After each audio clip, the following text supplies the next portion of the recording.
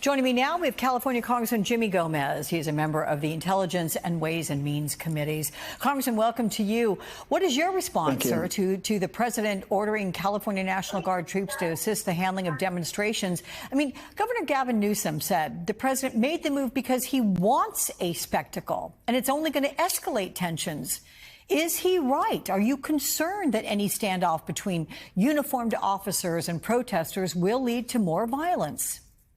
Yeah, I'm extremely concerned. I agree with the governor. This is something that President Trump, his advisor, Stephen Miller, had always had in mind, is this confrontation between California and their federal government. I've heard from people that used to work in the DOD that this was just a matter of time before this happened. And this is the perfect opportunity for him to federalize the National Guard without the authorization of the California governor.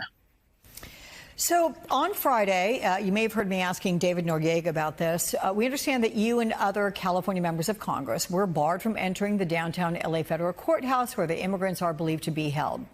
What happened when you tried to go inside? And what were you told about how many people are being detained there and what the conditions are like?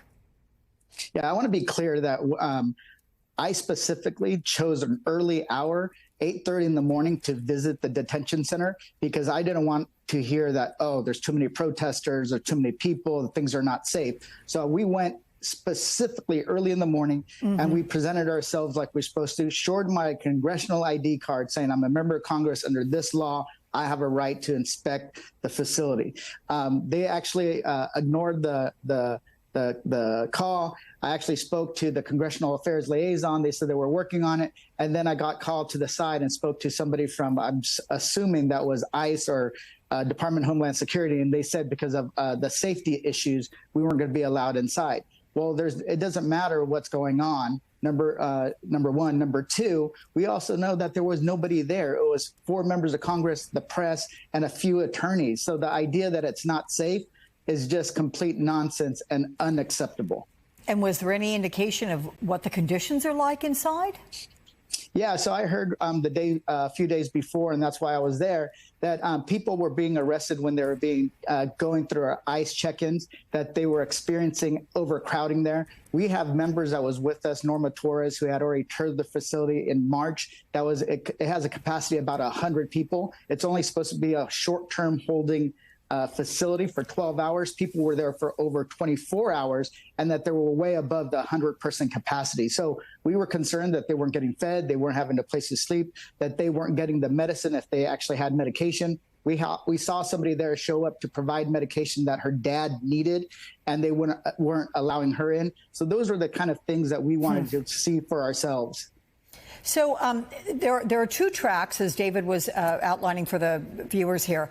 There's you, the congressional members there, and you were denied access despite that card and legally you being allowed to access and inspect something on any sort of notice.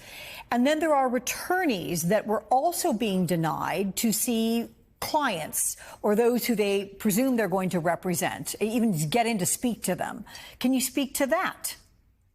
Yeah, so the attorneys started being denied access on Friday. That's why I went with them on Saturday morning, and they canceled all the attorney appointments, and then they canceled any family visitation. That is completely unacceptable because one of the things we know is that this is a facility that they can ship people out. They'll try to pressure them for expedited removal, sign this paperwork, and then especially if they're of Mexican descent, get them back over the border quickly. So they're being denied representation, number one, for their due process rights, which they have. And then the members of Congress were denied because of because we wanted to exercise our oversight authority as members of Congress. Okay, but you've at least spoken to somebody. We're told on Friday you went to Chinatown there near downtown L.A. after getting a tip, if you want to call it that, from ICE and FBI agents that were staging at a parking lot there. The tip not coming from ICE and FBI. But you spoke with some of those agents, so I'm curious what they told you and what you saw.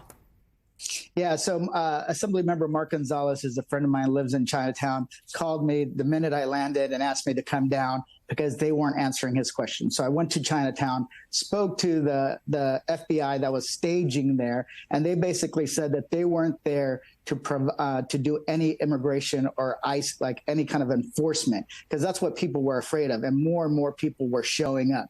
I had this conversation. I said, this is not a good place to stage. You're only going to escalate the situation. And I said, you guys should move, go somewhere else. You need to leave the area. So they were saying that they weren't there. They were there only to protect the federal buildings, but they weren't close to the federal buildings. So that was kind of a concern, but they ended up leaving. There was a little bit of kind of chaos going on with some of the protesters. And you know what? Some of them, the protesters shouldn't do what they're doing. They shouldn't antagonize these officers. So we got them to leave, and things diffused there for a second. Okay, but you're talking that happened Friday. You went yesterday morning at 8:30 in the morning to try to get into the detention center for oversight, as you were justly allowed. What can you do now? How are you going to be able to get into where you want? What about the attorneys who've been denied seeing potential clients? What about the families that want to get in and see their loved ones? How is this going to be resolved? So I'm going back again tomorrow to try to get back in. And this is during regular business hours. They have the National Guard. So things should be, quote unquote, safer for me when I show up. Additionally, but other members of Congress went to Adelanto today and were denied access. So here's the thing. They talk about the chaos in LA. This is a lawless administration that's breaking not only federal law when it comes to members of Congress, but due process and the rights of individuals who are in this country. This is the only way this works is if we actually abide by the law for everybody. And they're not abiding by the law when it comes to the people that are held in detention or the checks and balances that should be in place to keep this from happening. Let me ask you about the administration's return of Kilmer Abrego Garcia to the U.S., where he faces federal charges over alleged human trafficking. What is your response to these charges, and what do you make of the administration's decision to bring him back after months of defying court orders to do so? It just shows that they actually had the ability to bring them back. Remember, oh, we can't bring them back. We don't have any ability. They were able to do it. And that's because people stayed and pressured the administration to do it. Even people on their own side, people that voted for Trump, saying that this was an overreach because he was mistakenly deported. Additionally, now they're trying to cherry pick, okay, what can we charge him with? What can we show that he is a criminal? Remember, at first, it was because he was part of this Venezuelan gang and that the Venezuelan government was directing the infiltration of our country by these individuals, which was complete nonsense. Even an FBI agent said that there was no connection, was then fired because he said that there's no connection. So this administration is trying to come up with the justification to convict him and then send him back. So it's got at least a partial win, in my opinion, by getting them back and having this process. But he should never have been in there in the first place. That's why you have due process. So innocent people are not mistakenly punished, and then they actually get to go through the court process and the process that respects their rights.